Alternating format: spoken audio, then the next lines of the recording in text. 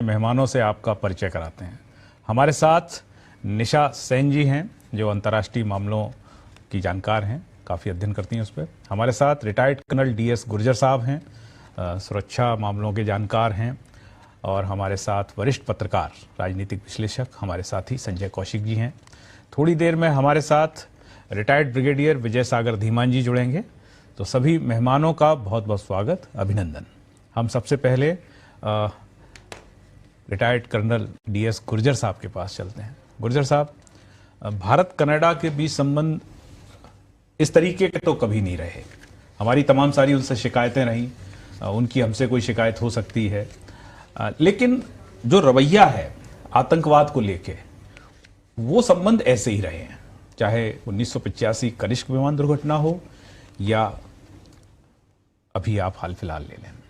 तो ये जो प्रधानमंत्री जस्टिन ट्रूडो जो अभी थोड़े दिन पहले ही भारत से गए हैं G20 में, उनका ये बयान वहां पहुंचकर देना, संसद में देना और बिना किसी सबूत के देना, और सबूत नेता प्रतिपक्ष वहां कनाडा संसद के वो भी मांग रहे हैं उनसे, इसको आप कैसे देखते हैं? क्या है ये? जी, मेरा ये मानना है कि देखिए, सबसे पहले तो जो ये एक इंसिडेंस हुआ है जिसका हम जिक्र कर रहे हैं, ये बड़ा दुर्भाग्यपूर्ण है। और ये मेरे ख्याल से इतिहास के अंदर और दुनिया में शायद पहली बार ऐसा होगा जहां एक इतने संपन्न देश ने दूसरे डेमोक्रेटिक देश के ऊपर इस प्रकार के इल्जामात लगाए हैं। आपने अपने प्रेल्यूड में बताया कि किस प्रकार भारत और कनाडा के बीच में हमारे जो टेररिज्म, उग्रवाद को लेकर के रिश्ते रहे हैं वो मधुर नहीं रहे हैं। मैं ये देखता हूं कि क्योंकि ये जो अभी प्रधानमंत्री हैं, इनके पिता भी उस दौर में जब कनिष्क विमान का जो हादसा हुआ था उस समय वो प्रधानमंत्री थे और उनको चेताया गया था। तो मैं उनको सीनियर ट्रूडो कहूंगा और इनको पप्पू ट्रूडो कहूंगा, छोटा है उनका, ये दोनों का रेफर जब करता हूं तो देखिए, ये कोई एक नई बात नहीं है, पीढ़ियों दर पीढ़ी चली आ रही बात है। पर ऐसा क्या है कि जो भारत को लेकर के कनाडा और ये मामला क्या है, तो देखिए, मैं इसको इतना ही आपको थोड़ा एक सैनिक के नाते और डिफेंस और ये पॉलिटिको कई इसमें इश्यूज आ गए हैं। आपने कनिष्क विमान का चर्चा की। देखिए, 84 और 80 के दौर का भारत अलग था, आज का भारत अलग है। 80 के दौर में भारत ने उनको चेताया था कि भाई ये इस तरह से आपके पास उग्रवादी हैं जो भारत विरोधी हरकतें कर रहे हैं। उन पे कार्रवाई नहीं की सीनियर ट्रूडो ने, और उसके फलस्वरूप जैसा आपने भी बताया अपने प्रेल्यूड में कि 9/11 से पहले सबसे बड़ा टेररिस्ट अटैक था वो, मतलब इस तरह 300 भयानक 329 जाने गई थी साहब उसमें। और भारत का जहां तक ताल्लुक है, देखिए कि कनाडा के अंदर करीब 4% हमारी जो पॉपुलेशन है वहां की, वो हमारे हिंदुस्तानी भारतीय मूल के नागरिक हैं वो उनके, और उसके अंदर करीब 2%, उसमें 50% सिख हमारे हैं उसके अंदर।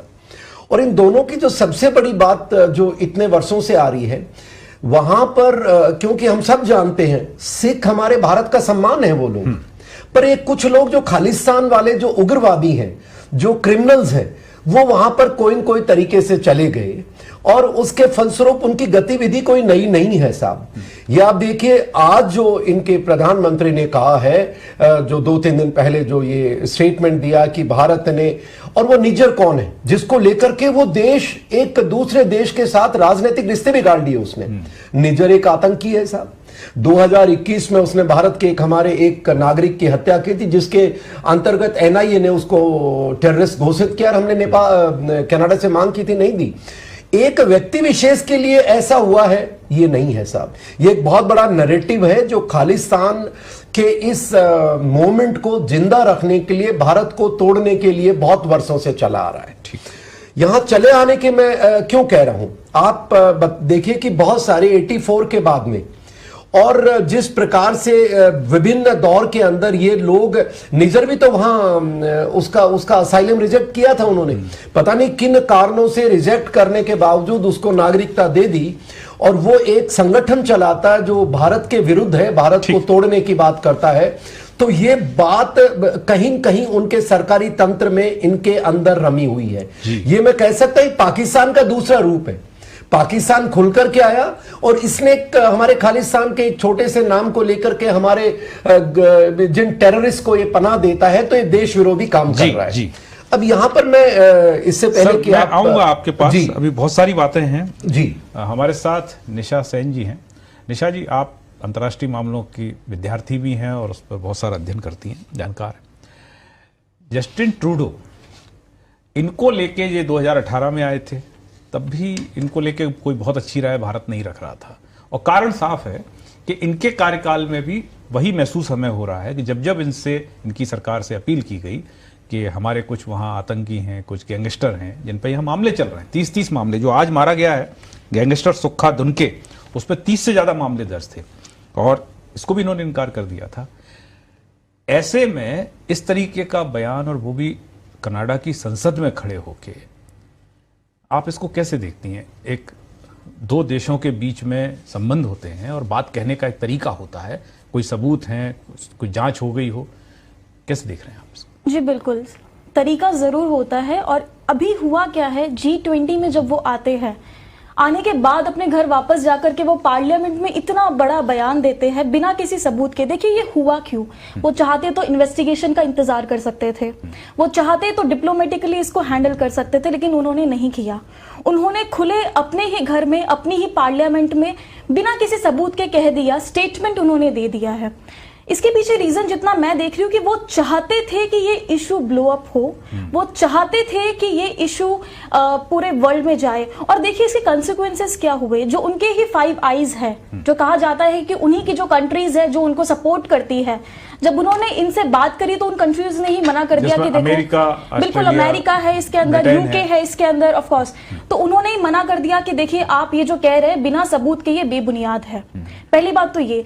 दूसरी बात कि जो ये कर रहे हैं ये कोई पहली बार नहीं हुआ है। अगर हम देखें कि इनके फादर की अगर हम जर्नी देखें तो इनके फादर का जो कार्यकाल था वो 1970s से लेकर के 1980s के बीच में था, और वही एक टाइम था जहां पे खालिस्तान की एक्टिविटीज पीक पे हुआ करती थी।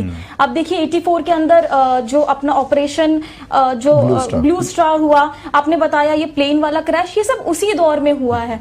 तो इन्हीं के टाइम पे कोई अकेला नहीं हुआ है, ये बहुत पहले से चलती हुई आ रही। रहा सवाल रिलेशंस का, तो हमारे रिलेशंस जैसा आपने कहा कि उतने अच्छे भी नहीं थे और उतने खराब भी नहीं थे, लेकिन अगर हम देखें तो हमने बहुत जगह इनकी सहायता करी है।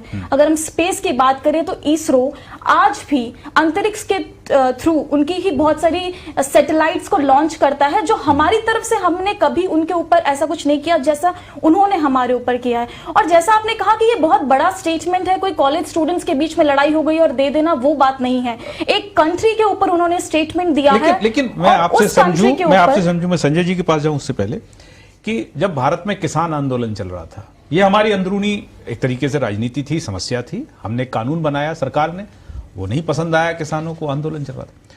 दुनिया के इतने सारे देश हैं, लेकिन जस्टिन ट्रूडो ही क्यों बोले उस समय उस किसान आंदोलन को लेकर? क्या इतना घरेलू राजनीति का उन पर दबाव है? निशा जी। अच्छा, मुझसे ओके, जस्टिन ट्रूडो ही क्यों बोले? देखिए है क्या मामला, ये है कि जस्टिन ट्रूडो ने जो कुछ भी बोला है, मुझे लगता है कि वो उनके घरेलू मामले थे और वो कहीं ना कहीं पे वो मजबूर है ये बोलने के लिए। क्योंकि अगर हम 2021 के इलेक्शंस की बात करें तो उनके जो इलेक्शन, वो सबसे जीतने वाली पार्टी थी, लेकिन उनके पास 10 सीट्स कम थी, जो कि पूरी करी थी जगमीत सिंह ने। और जगमीत सिंह एक सेल्फ डिक्लेयर्ड खालिस्तानी है। तो ये बात इनको पता है कि अगर मैं जगमीत सिंह से कोई भी लफड़ा मोल लेता हूं तो उनकी सीट चली जाएगी, और उनकी सीट चली जाने का मतलब है कि वो उनकी पार्टी गिर जाएगी, सरकार गिर जाएगी। उस दबाव में आकर के उन्होंने जो कुछ भी बोला, मुझे लगता है कि उनके ऊपर एक अंदरूनी दबाव है, घर का। इस बार भी यही कहा जा रहा है कि जस्टिन ट्रूडो जब भारत आए थे G20 की बैठक में, तो चूंकि न्यू डेमोक्रेटिक पार्टी करके वहां है, जिसका समर्थन इन्होंने लिया, 18 सांसद हैं जिसके, उनका ये दबाव था कि आप वहां जाके इन सब मामलों के बारे में बोलें, जैसे जो हरदीप सिंह निज्जर की महाहत्या हुई है। लेकिन जस्टिन ट्रूडो कुछ बोल पाते उससे पहले ही भारत ने जो है उनके सामने बहुत सारी फहरिस्त रख दी, तो जस्टिन ट्रूडो नहीं बोल पाए। वहां जाके इसी ग्रुप ने फिर जस्टिन ट्रूडो के बाह मरोड़ी, और ऐसा कहा जा रहा है कि उस दबाव में जस्टिन ट्रूडो इतनी बड़ी नासमझी कर गए। तो वक्त एक ब्रेक का